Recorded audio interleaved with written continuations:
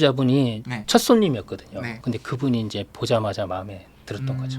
그분하고 이제 협상한 게 1억 3,600이었고요. 그러면 세전으로 한 3,500 정도의 네네. 차익이 있고 3,000 남겠네요. 그러면 안녕하세요, 경자인입니다. 저희 수강생이자 지금은 퇴사를 하시고 전업 경매 투자자로 활동 중이신 박남님 옆에 모셨습니다. 반갑습니다. 24년도 3월에 직장을 그만뒀고요. 4월부터 경매 투자로 전업을 하고 있습니다. 현재 빌라만 총 14채를 낙찰받았고요. 그중에 이제 4채는 매도를 했습니다. 4채 매도한 순수익은 총 8천만 원입니다. 제가 첫 번째 낙찰 받았을 때는 23년도 11월이었거든요. 제 마지막 14번째 낙찰 받았을 때는 25년도 5월이에요. 지금 6월 4일이니까 네. 며칠 전이죠. 네네. 이번 달에도 또 입찰 준비를 하고 들어가야 됩니다. 그러니까 제 생각에 평균 한 달에 하나씩은 받아서 이렇게 정리를 하시는 것 같습니다. 이번에 또 매도 계약 하러 가시는 거는 4개에 포함되어 있는 건가요? 그거는 25년도 4월에 낙찰 받았고요. 잠깐만요. 4월이면 지지난 달인데요? 예, 4월 16일이었고요. 명도를 4월 19일 날 끝냈고요. 3일 뒤인데요? 네. 거기는 이제 세입자분이 주택 임차권 등기하시고 다른 지역으로 가셨어요. 대항력은 없지만 배당을 받으시는 분. 제 명도 확인서가 필요하기 때문에 제 설명을 해드리고 바로 비밀번호를 받아가지고 명도를 끝냈습니다. 태안인데 서산 옆에거든요. 그 지역도 제가 낙찰받고 가보니까 서산도 좋고 태안도 너무 좋더라고요. 여행 동네가. 다니시네. 일하고 여행하고 병행한다고 저는 생각하거든요. 초창기 때는 일의 비중이 더 높았고 점점 하면 할수록 여행의 비중이 더 높아지는 것 같아요. 여유가 생기니까. 네네. 오히려 뭐 먹을까 그 생각하고 가는 것 같아요. 태안군 태안읍 예. 동문리 201호. 근데 외관은 훌륭합니다. 아, 예. 2018년식이고요. 네. 전용 면적 21평이고요. 방 3개, 욕실 2개, 엘베 있고 동양이지만 막힘이 없어요. 근데 위치가 태안이라는 것만 빼고 보면 완전 시내다. 초등학교, 중학교 다 가깝고요. 다 지금 빽빽하게 뭔가가 다 들어와 있거든요. 저는 이제 한 번 유찰된 거를 좀 많이 선호하거든요. 2번 유찰돼서 입찰하게 되면은 오히려 한 번 유찰된 최저가로 네. 그거보다 더 높게 받는 경우가 있더라고요. 그래서 저는 한 번 유찰된 거를 좀 많이 선호하고 네. 이거는 제가 봤을 때는 2번 유찰된 시점이었어요. 네. 3월에 봤으면 아마 제가 이거를 또 단독 낙찰로 또 유찰되기 전에. 네, 매도가를 제가 1억 2천으로 잡고 원래 부동산에서는 1억 3천에서 1억 4천에 매매가 될 거다 했는데 매수자분이 네. 첫 손님이었거든요. 네. 근데 그분이 이제 보자마자 마음에 들었던 거죠. 음. 그분하고 이제 협상한 게 1억 3,600이었고요. 그러면 세전으로 한 3,500 정도의 네네. 차익이 있고 3,000 남겠네요. 그러면 네.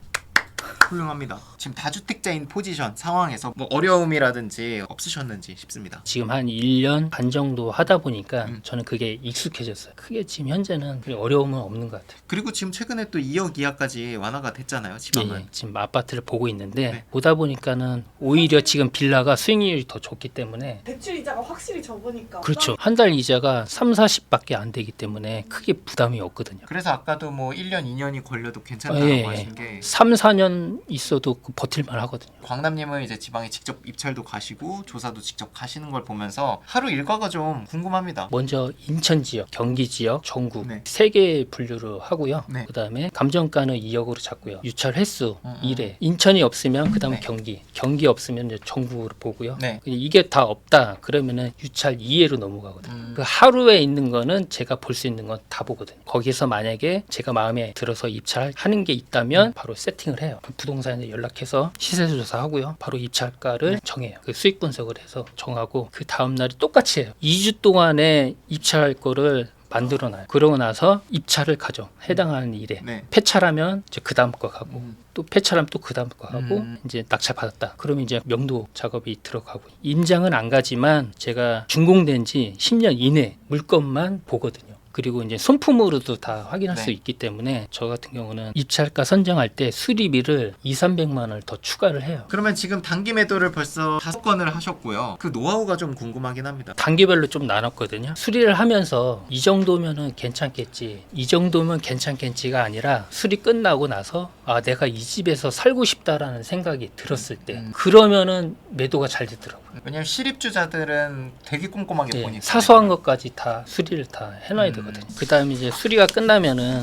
제가 이제 직접 촬영을 하거든요. 관광렌즈를 이용한 카메라를 이용해서 방, 거실, 건물 외관, 네. 또 엘리베이터 찍어가지고 부동산 사장님께 다 제공을 해드리거든요. 광고 단계는 주변 부동산 말고도 더 나아가서 평균적으로는 100군데에서 한 150군데 그렇게 내놓고요. 중개수수료는 법정 중개수수료보다는 좀 업해서 드리려고 하고 있고요. 그래야지만 제 물건을 관심을 갖고 다른 분들한테 더 소개가 또 많아지는 것 같더라고요. 관리 단계는 낙찰받는 데가 한 10군데 정도 되니까 월 1회 정도는 방문을 해서 네. 청소 같은 걸 좀 해요. 초파리나 벌레들이 있는 빌라가 있어요. 그런 데는 제가 한 일주일에 한 번씩 가서 청소하고요. 그런 식으로 좀 관리를 하고 있습니다. 그러면 나머지 관리하고 있는 10채가 있는데 계약이 안 된 거고 매매로 광고 중인 건가요? 다? 그렇죠. 광남님께서 관리하고 있는 파일을 한번 보겠습니다. 경매 낙찰 현황은 제가 지금까지 받은 빌라에 대해서 낙찰일자, 잔금 납부일자, 명도일자. 그 옆으로는 이제 전기세, 이제 가스비, 관리비, 명도비, 수리비, 뭐 재산세 내역. 그 옆으로는 대출 금액, 이자 낸 거, 납입일자. 그리고 대출 받고 나서 보험 가입한 것까지 해서 전체적으로 관리를 하고 있습니다. 가격 협상이 들어갈 때 파일을 보고 얼마 했을 때 바로 네. 이제 내 수익이 계산이 되니까 100만 원, 200만 원 깎아주는 게 그냥 뭐 감정적으로 하는 게 아니라 파일을 근거로 해서 할지 안 할지 수익률에 따라서 예. 반영을 하신다는 네네. 거죠. 저희는 이제 단기 투자를 목적으로 하고 있긴 하지만 뭐 분명히 여러 채 받다 보면은 뭐 장기 투자 목적으로 갖고 계신 것도 있을 것 같아요. 특히나 입지 좋은 것들은. 처음 시작할 때부터 장기 투자는 안 한다 하거든요. 전월세도 안 준다. 저는 무조건 단기 매도다. 매도가 아직 안 된 열채도 다 공실인 거죠. 그렇죠. 왜냐면 세를 한번 받으면 매도가 어려우니까. 빌라가 아무래도 가치가 조금씩 이제 떨어진다고 생각이 들거든요. 입지가 좋아야 그나마 유지하면서 오를 수 있다고 판단이 되는데 네. 대부분 빌라들은 입지가 안 좋기 때문에 가격이 해마다 이제 떨어진다고 판단해서 저는 이제 전월세는 안 주고 무조건 단기 매도. 경매로 싸게 받기 위해서는 남들이 안 보는 데를 봐야 되고 남들이 안 보는 데는 입지가 안 좋은 데고 그런 데는 보유 가치가 떨어지는 거죠. 그래서 제 생각엔 단타 목적이 맞는 것 같습니다. 네. 광남님 이제 낙찰 사례들을 쭉 보니까 다 외곽 쪽이고